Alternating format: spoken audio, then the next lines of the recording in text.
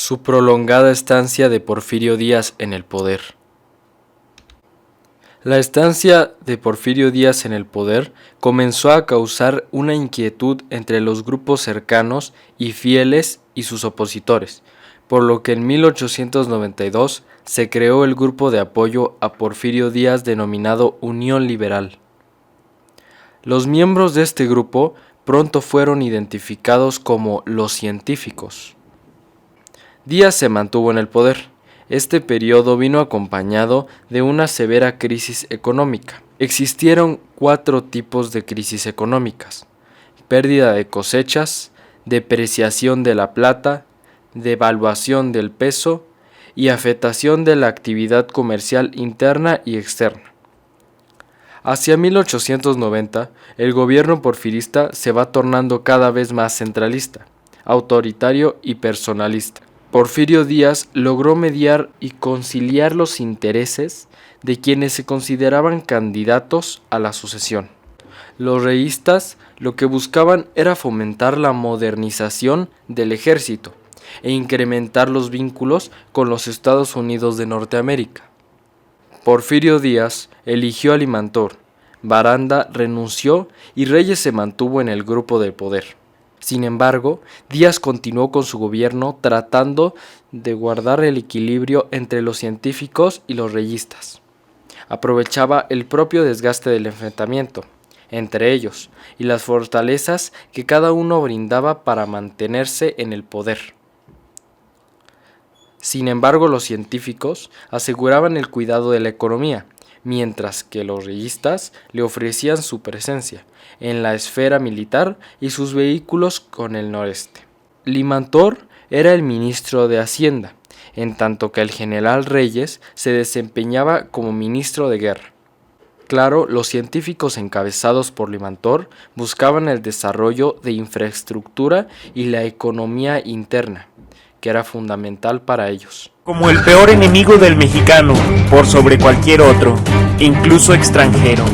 Pero durante 30 años en el poder, Porfirio hizo muchas cosas buenas, y quizá como ningún otro, realmente impulsó el desarrollo del país y nos transformó de ser el México devastado por la miseria y la guerra de su infancia, a ser un país pacífico, estable y tomado en cuenta en el ambiente internacional para los inicios de 1900.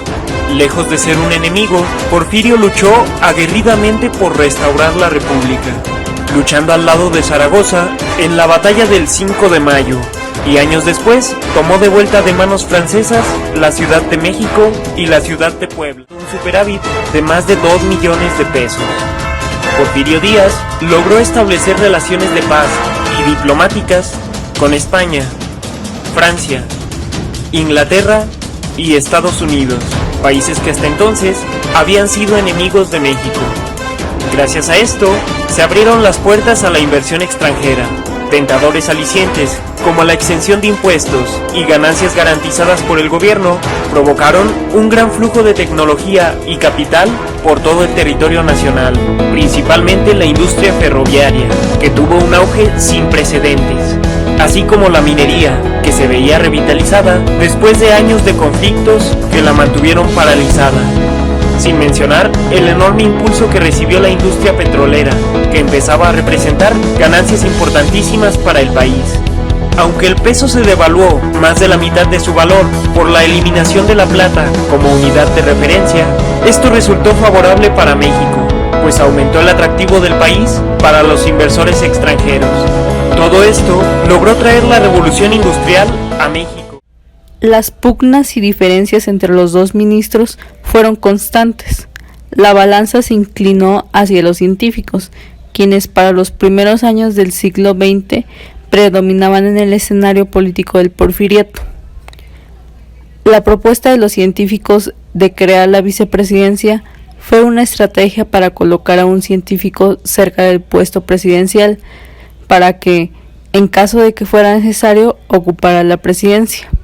Limantor y Reyes acordaron lo que se llamó el Pacto de Monterrey, por el cual Reyes apoyaría a Limantor para presidente, obtendría la Secretaría de Guerra y después lo sucedería. La preferencia de Porfirio Díaz por el grupo de los científicos trajo como consecuencia el alejamiento de los viejos liberales y la enemistad de los militares. Al establecer nuevos pactos con los gobernadores, Porfirio Díaz desconoció sus compromisos con esos campesinos y los obreros.